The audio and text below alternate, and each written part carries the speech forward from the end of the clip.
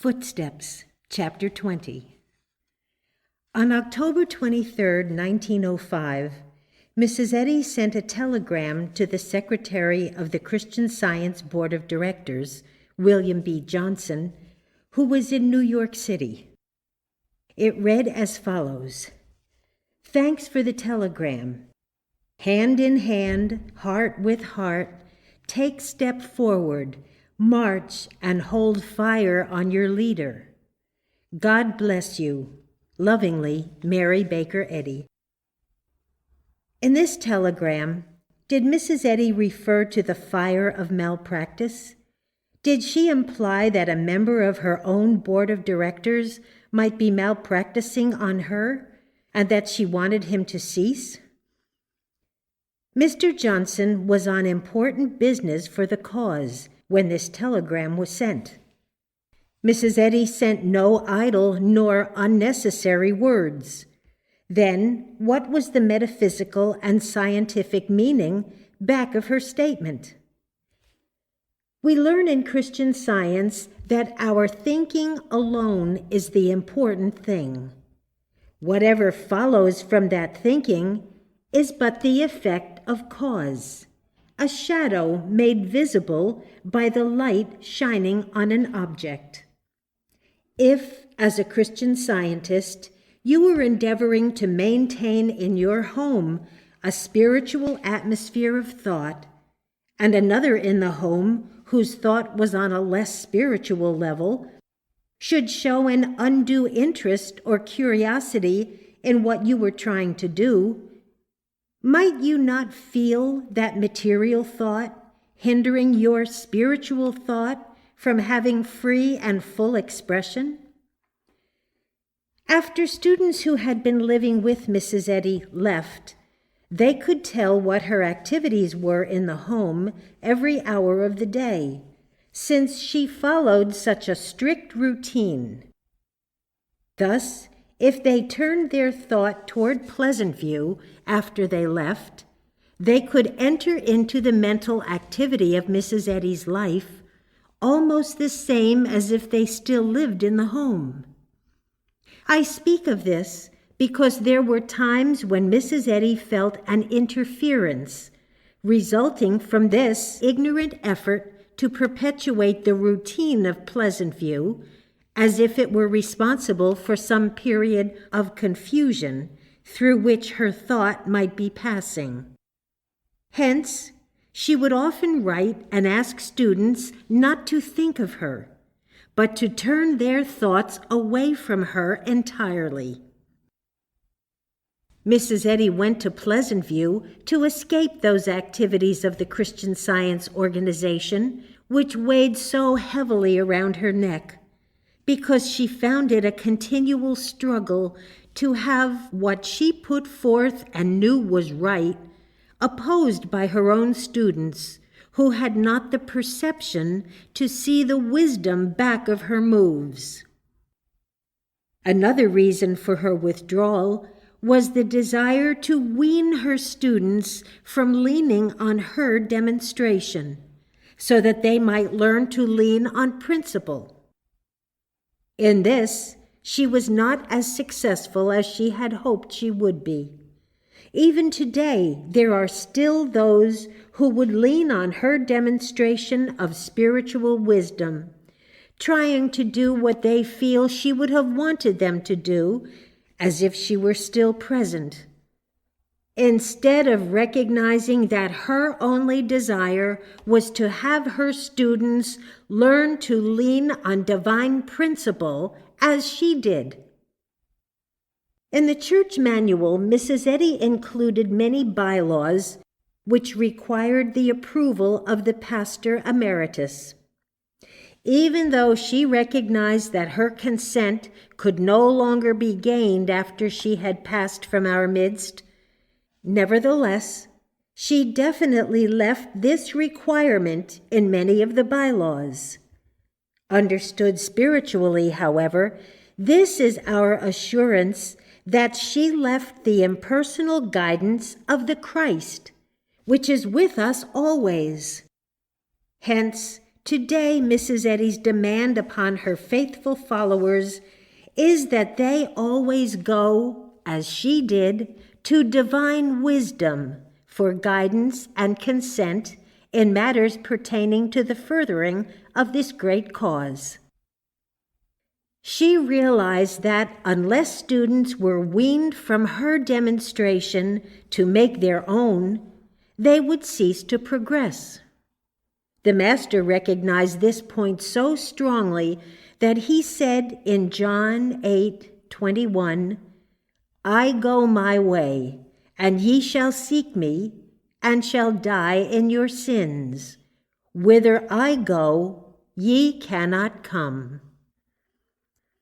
In other words, if your effort goes no further than to seek to have me take you into the kingdom of heaven on my demonstration, instead of embodying the Christ for yourselves and gaining heaven through your own demonstration, then your lack of understanding of the true spiritual method will be the sin of ignorance, which will mean the death of your spiritual progress.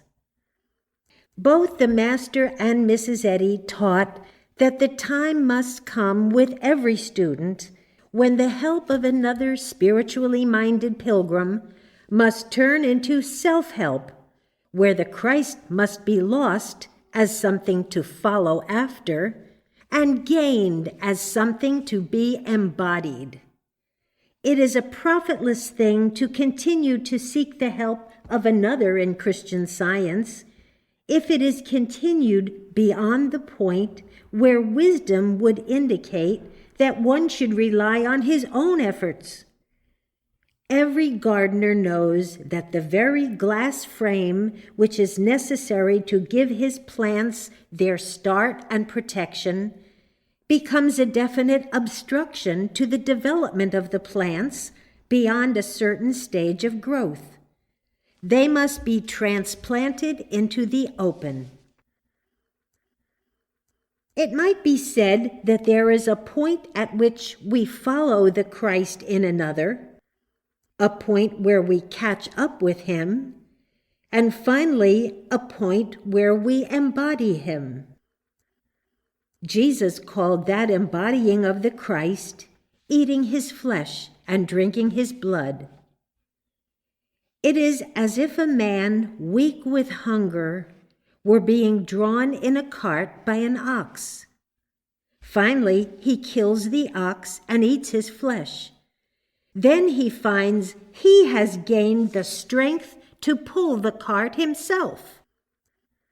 From this, we can describe the crucifixion as symbolic of the point where Christ is taken away as something that can be followed, only to reappear and come to life again as something to be embodied by man. It dies as something apart from man and comes to life as his own true selfhood.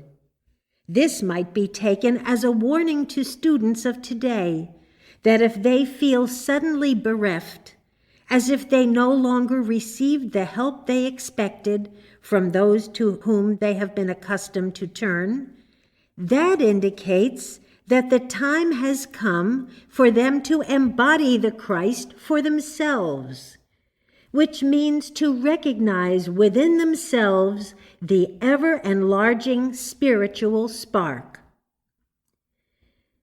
When Mrs. Eddy acted for the cause, it was divine principle that dominated her thought, rather than human opinion. This, and this alone, was what she wanted her students to follow. "Follow me only as I follow Christ," was her most profound counsel.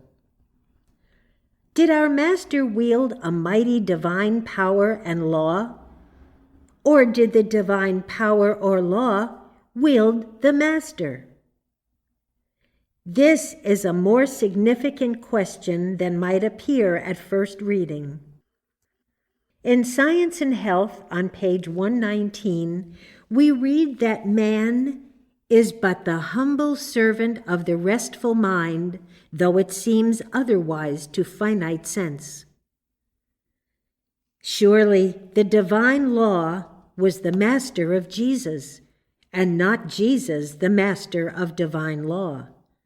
Hence, he is called Master, because he, above all men, was the humble instrument of principle, and allowed this divine principle to master him completely.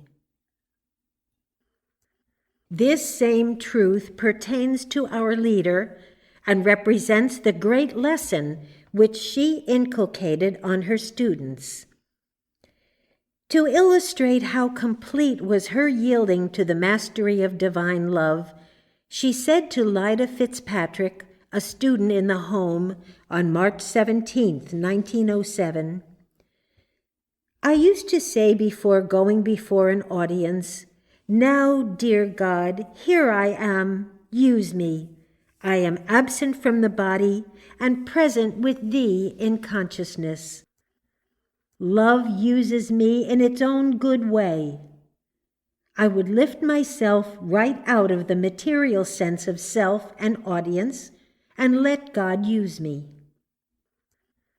This self-immolation of our leader must be understood before God's use of her can be rightly perceived. During the effort to wean her students from leaning on her demonstration, Mrs. Eddy constantly advised them to seek guidance from above and to let God use them.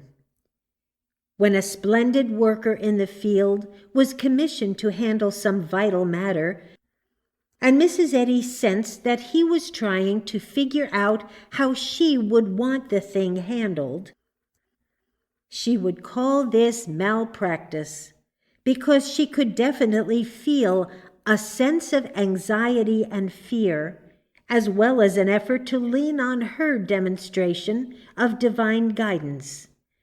A fear to depend on his own unaided understanding of God's leading.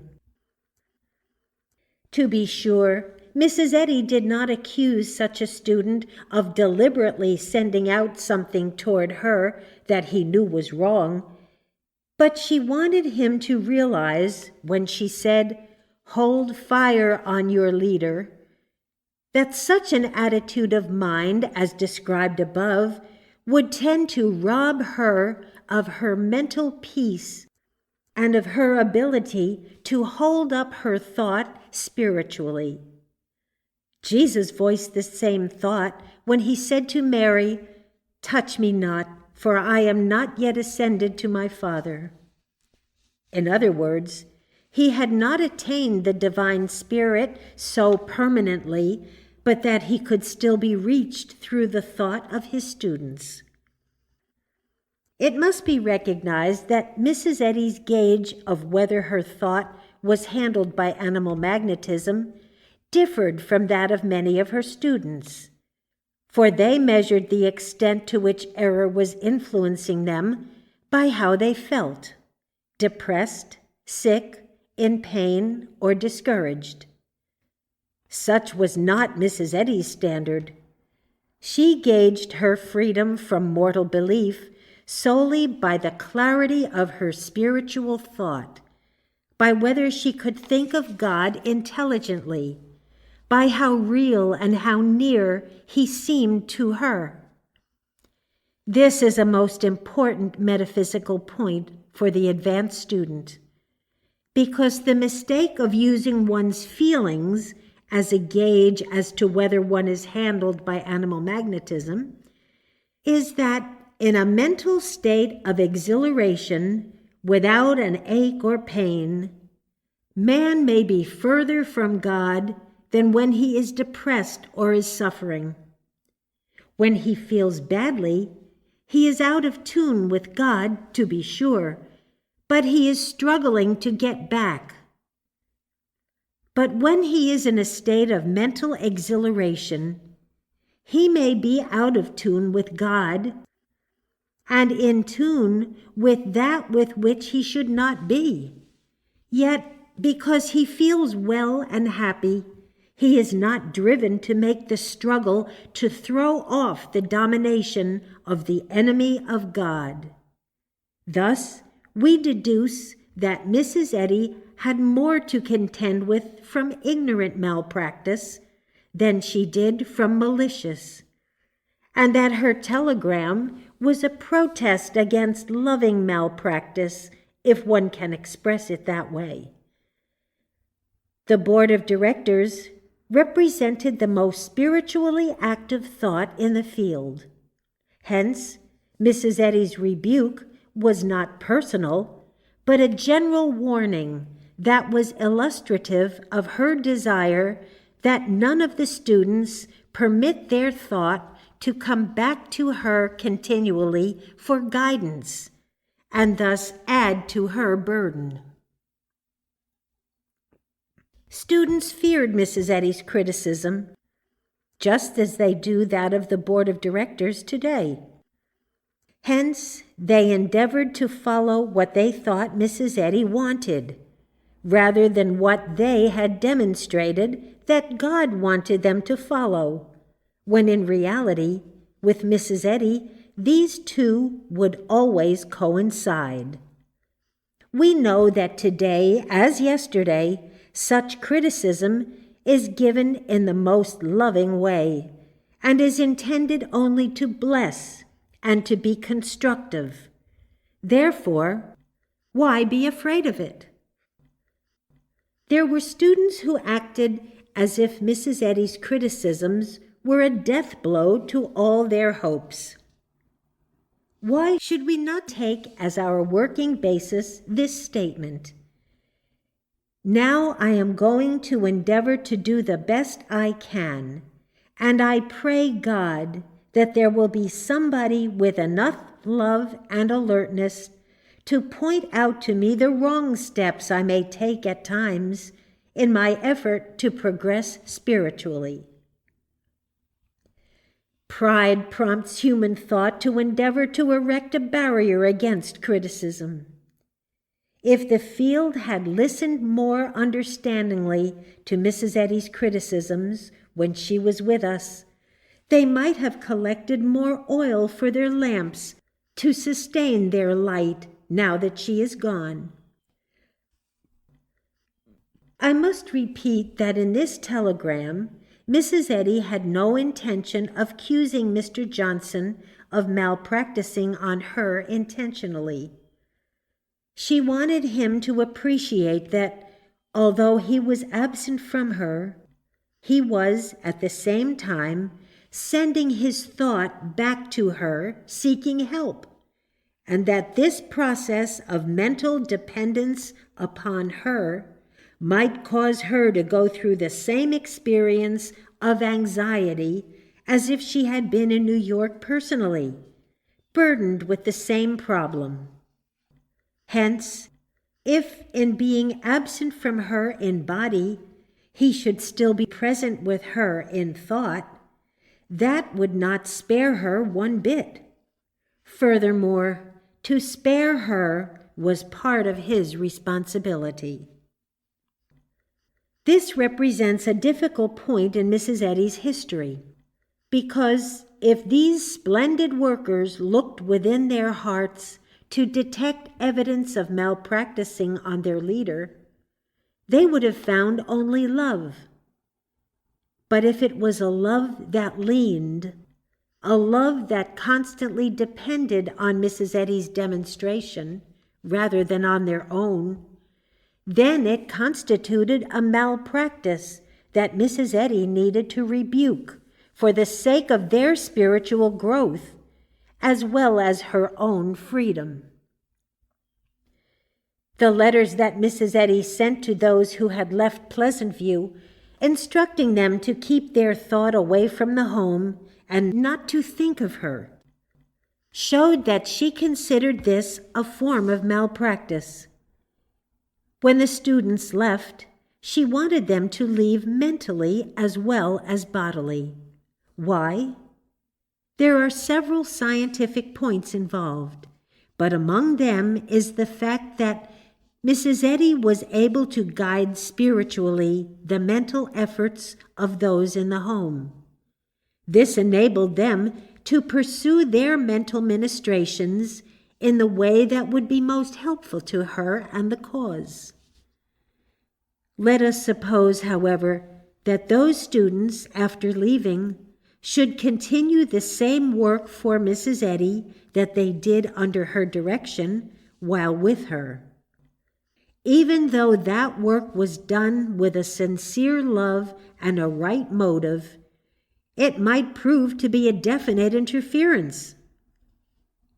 Mrs. Eddy once likened it to many animals locking their horns together and attacking a common enemy en masse, without the proper direction of a leader. Mrs. Eddy guided the loving effort of her students into the wisest channels, and so she was not disturbed at the derelictions of any of those living with her. She could always handle such a condition, correct it, and make it productive of good. When she saw a student in the home on the wrong mental track, she would always lift him back to the spiritual point where his work became helpful. If the student returned home, however, and continued in this effort without Mrs. Eddy's wisdom to guide it, the result might not be constructive. A loving effort to do good might become malpractice. It was not that the students who returned home fired at Mrs. Eddy mentally. It was that after a long period of effort to help our leader, where such daily prayer had become a habit, it was most natural that their thoughts should return to roost, where they had labored so long and lovingly. However, to Mrs. Eddy, there were times when this constituted a definite interference. In order to consider another side of the letters received by students after leaving Pleasant View, it is necessary to take up one of the important planks in the doctrine of Christian Science. As a specimen of such a letter, I offer the following. 28/1906. Beloved students, I have so much on hand, I cannot see you as often as I would like to. Please do not think of me unless I request it. Try to be happy and have faith that all things work together for good to them that love God. We do love God, good, hence can claim this promise to us. Lovingly in haste, M.B. Eddy. The question comes up whether, in such a letter, Mrs. Eddy did not personalize error. This is the criticism that is brought against her for the chapter Demonology in the 3rd edition of Science and Health, where she comes out so plainly and attributes to K such evil motives and aims. Is this consistent with a statement from page 285 of Miscellaneous Writings, where she carefully writes, quote, "An edition of 1,000 pamphlets I ordered to be laid away, and not one of them circulated, because I had been personal in condemnation," unquote. Notwithstanding, there are many facts in Mrs. Eddy's experience where it would seem as if she definitely personalized error. How can one reconcile this with the fact that Christian Science shows so plainly that to personalize error gives it a reality for the time being that precludes the possibility of its destruction? It is the difference between a drop of water on or a flaw in the reflecting surface of a beautiful mirror. In the latter case, the mirror is worthless, whereas in the former, the water may be wiped away with the utmost ease. Hence, if evil is part of man in any way, then man is forever doomed. If, however, it is merely a false belief that claims expression as man, and yet is not part of the real man, then it can be easily destroyed through the power of the divine mind.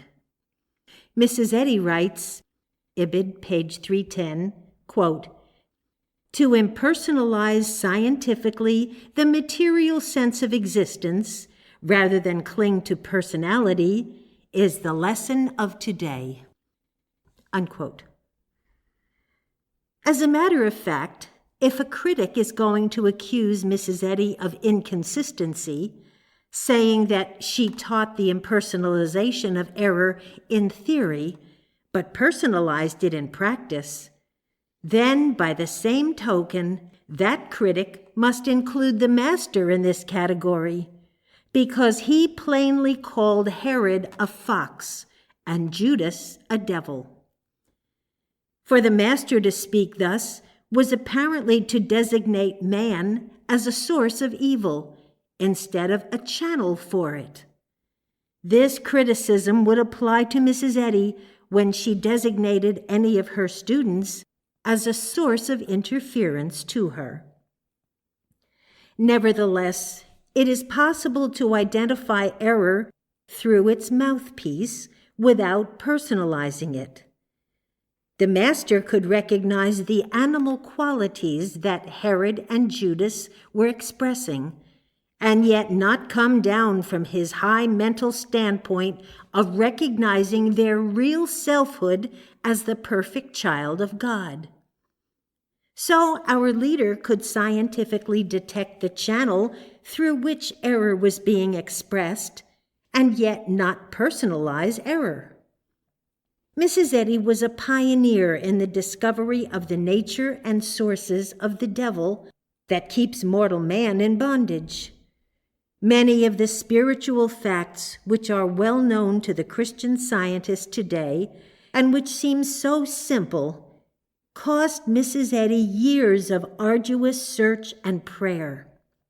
Some of the simplest and yet most important forward steps in material invention and research are met by the statement, "Why, that is so simple. Why didn't somebody think of it before?"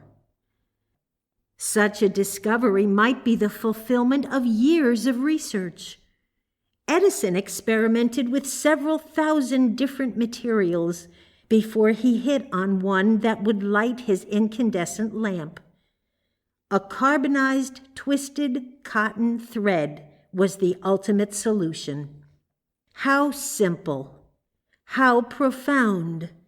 Just a twisted cotton thread revolutionizing the lighting of the world. Thus, Mrs. Eddy was led to trace all evil back to aggressive mental suggestion.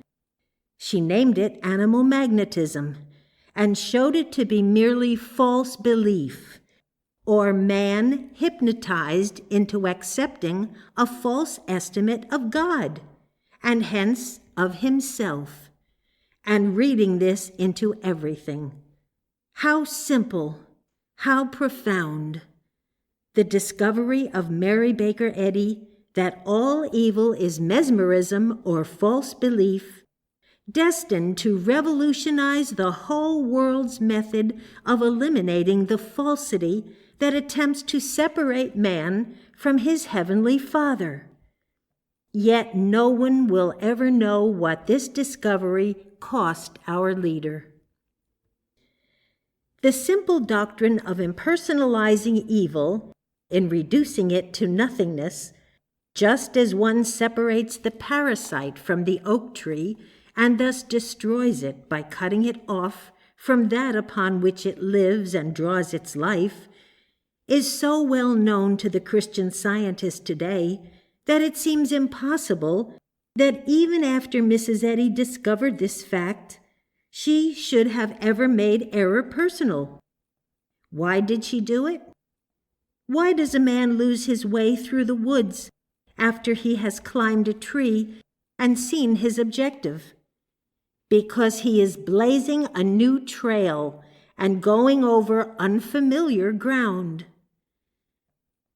From the time of our Master, Mrs. Eddy was the only one successfully to assume the task of exposing the true nature and powerlessness of error.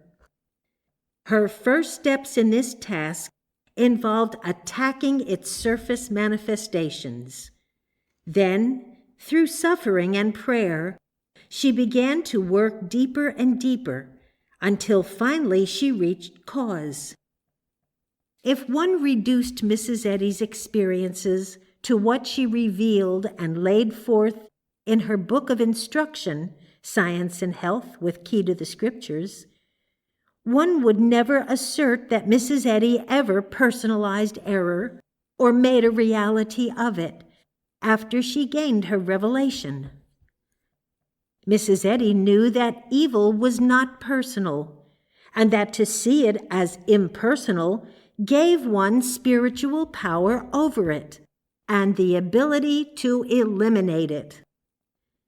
She knew that obedience to animal magnetism produced all the so-called phenomena of evil. Thus, her writings set forth no temptation to believe in the personalization of animal magnetism or to believe that she ever yielded to this error. Then what about her exposure of K? The answer is that it is possible that under the great pressure which a pioneer would feel in delving into the hidden workings of evil that had defied the greatest thinkers of all ages, her thought might at times bend temporarily under the evidence of personified evil. This explanation exposes the effort of animal magnetism to sidetrack her demonstration and render it in vain. Under such circumstances, the evidence multiplies to convince one that he has been picked out as a mark by the evil one. When one seeks the hidden cause of all evil, the cornered beast sets up a clamor of adverse argument that makes it seem impossible not to believe that certain people, especially certain renegade students, to whom Mrs. Eddy had taught her mental method, are not turning this very teaching against one, and hence such are the direct cause of one's suffering. What was more natural than to believe that these students, having learned and understood the power of thought under Mrs. Eddy's tutelage, were the ones who were able to reach her through animal magnetism? Criminal history records many organizations whose head is one with a developed intelligence and cleverness, yet entrenched in such secrecy that it is almost impossible to reach him. He is called the man higher up. Until he is caught, the organization will continue in spite of all efforts to wipe it out. Every once in a while, the police think that they have caught the right one, only to be disappointed.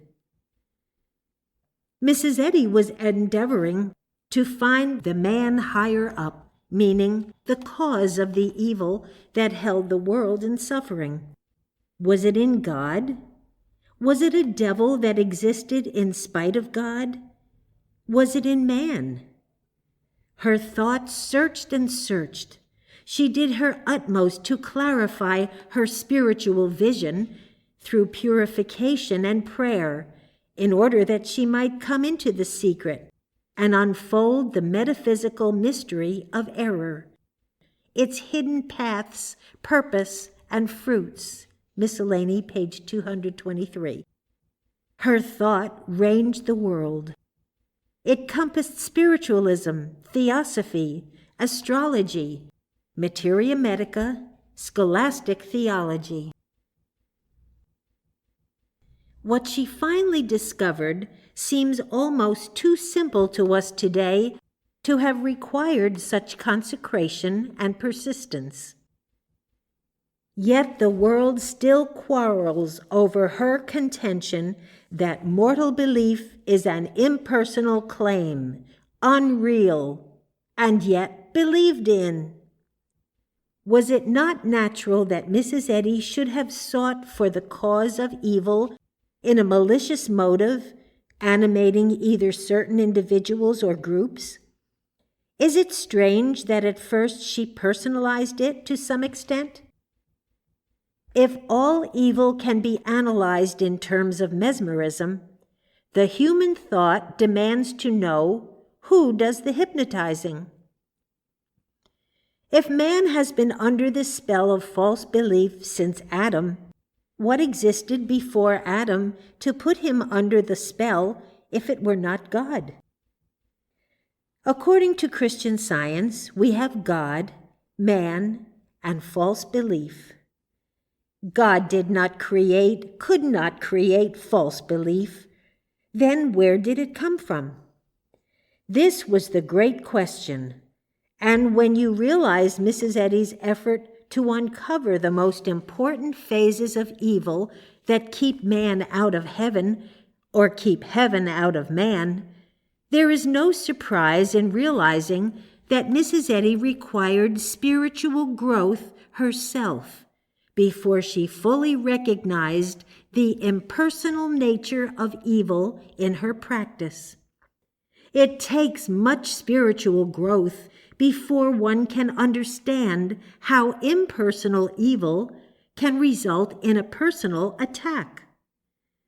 Mrs. Eddy took into account everything that might possibly be the cause of evil, as it seemed to attack her with malicious intent, everything that might throw any light on the origin of evil.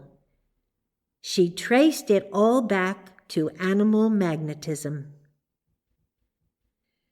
Her final discovery was that there is only one way to handle animal magnetism, and the Christian Scientist who is good enough to be assailed by it is good enough to use this process, which is to turn to divine wisdom for guidance, knowing that wisdom will unerringly direct thought to the source of the error, which is always in some false belief accepted and not cast out. Under stress, the Christian Scientist may momentarily personalize error. Yet, when the pressure has been lifted, the clarity of scientific thought is found to have been enhanced and not dulled by the experience. Letters which instructed students who had left Mrs. Eddy's home not to think of her were the outpourings of an harassed thought, searching in every direction to try to locate the agent of the evil. When the situation cleared, as it always did, the impersonal nature of all mortal belief was again spiritually discerned. The effect of animal magnetism is directly to darken thought. What one does under such manipulation is the thermometer, indicating that thought has been darkened. One way that error would attack Mrs. Eddy was to try to make her conscious of a personal vulnerability and to try to arouse a present disturbance by bringing back to memory the black times of the past, which were associated with such an aggressive sense of personal malice. From a human standpoint, our leader was incapable of performing the great duties for the cause which lay before her. As a humanly normal woman, she would not have been able to do it. Hence, error would argue remembrance of past weakness and suffering. If one is relying absolutely on the divine mind and leaning upon it for support, strength, and courage, whatever would attempt to take that away would be an attempt to throw that one back into a sense of incapacity. The students must understand that Mrs. Eddy was not like one who has a natural sense of endurance and strength, and when robbed temporarily of his spiritual thought and thrown back on his human sense, is thrown back on something that gives a limited measure of support. Hence, such an experience would not produce fear. But with Mrs. Eddy, the cry was, "Lord, save or I perish." Without the support of the divine mind, she had nothing left to turn to with any degree of strength or courage. In fact, Mrs. Eddy faced the human claim of death whenever anything threatened to rob her of her spiritual sense, because that alone supported her and gave her life. When the students at Pleasant View settled down into the state of thought that most distressed Mrs. Eddy, they were merely apathetic. It disturbed her because she realized that if she should permit herself to sink down into such sloth, it spelled death. However, it did not bother the students. I would not imply that she feared death, but she knew she must stay to finish her work. When she found the students in that state, which she called mental drunkenness and human complacence, she would call each one to her and wake him or her up. She would thunder at me, "Haven't you got a heavenly Father?" "Yes, Mother," would be my meek reply. "Then why don't you trust in him?" Mrs. Eddy recognized that human smoothness offered the advanced student nothing on which he might get a foothold to progress spiritually. It can be described in metaphor by picturing the futile efforts of a mouse to escape from a glass globe by climbing up the smooth sides. She also perceived the temptation that the students might come under of basking in the sweet sense of harmony and protection that her demonstration of God's love and presence brought into the home. Therefore, it was with the greatest sense of love and spiritual wisdom that she would break up such a sense of human smoothness, in order that her students might not stagnate in their spiritual endeavors. Once she said, "The drunkenness produced by belief in wine is not to be compared with the drunkenness in thought, mental darkness. We are all drunk without wine in the senses." Each time Mrs. Eddy felt that she might lose her spiritual thought, she fought a death struggle, because that spiritual consciousness was all that she had to sustain her. But it was enough. It enabled her to accomplish every day what 6 women could not have done with only physical strength to sustain them. Nevertheless, the realization of this fact will aid the follower in her footsteps to understand much in her experience that otherwise seems anomalous. In a critical and biased biography of any great man or woman, the evil lies in the emphasis placed on experiments and struggles, which amounted to nothing in themselves, except to teach mankind what to avoid.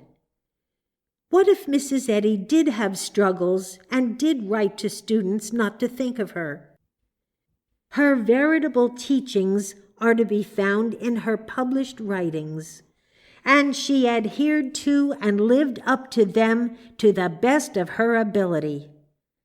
The value of finding inconsistencies in the life of any great pioneer is very questionable in proving anything, except what every wise man knows, that in blazing a path through a forest, if he could go straight ahead without turning to the right or left, there would be no need of blazing a path.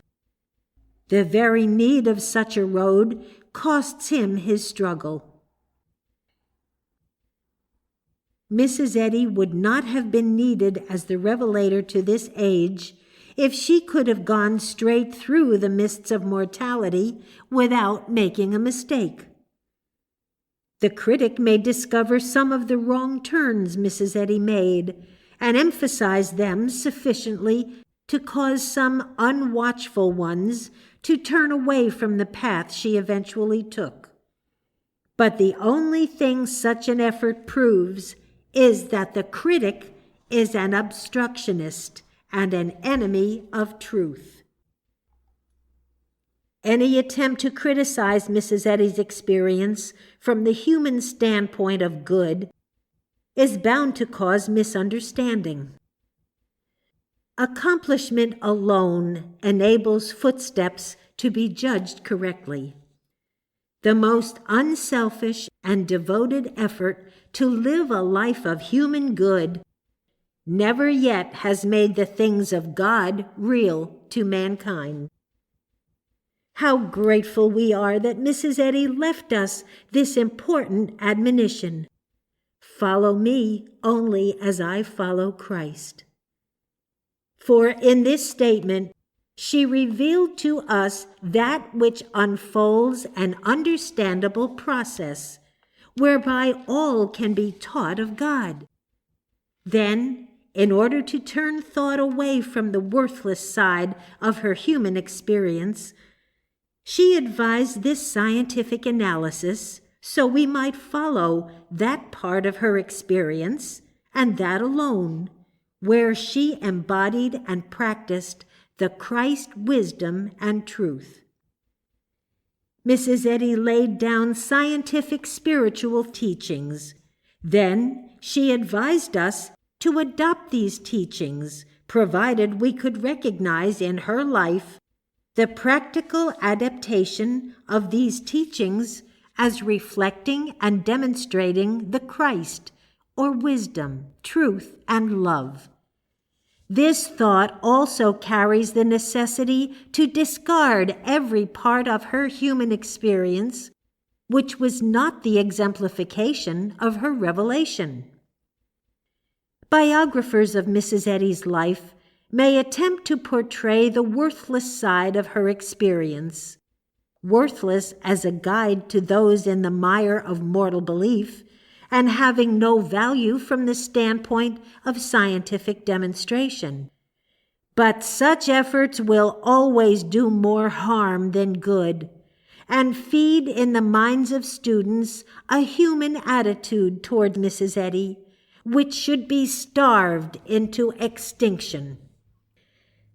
Let the student eschew such biographies which attempt to foist upon the public some of Mrs. Eddy's worthless experiences as being the following of the Christ, when they are not. When one's thought sloughs off from scientific thinking, he is no longer following the Christ. During that lapse, his experience is worthless from a spiritual standpoint, and has no value except for the man who may get lost in the same bypath. A chart of such a bypath might help another who fell into the same morass.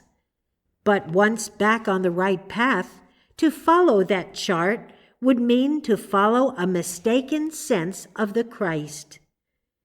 It must be emphasized that Mrs. Eddy did not tell us to follow her as she followed Jesus, apart from the Christ.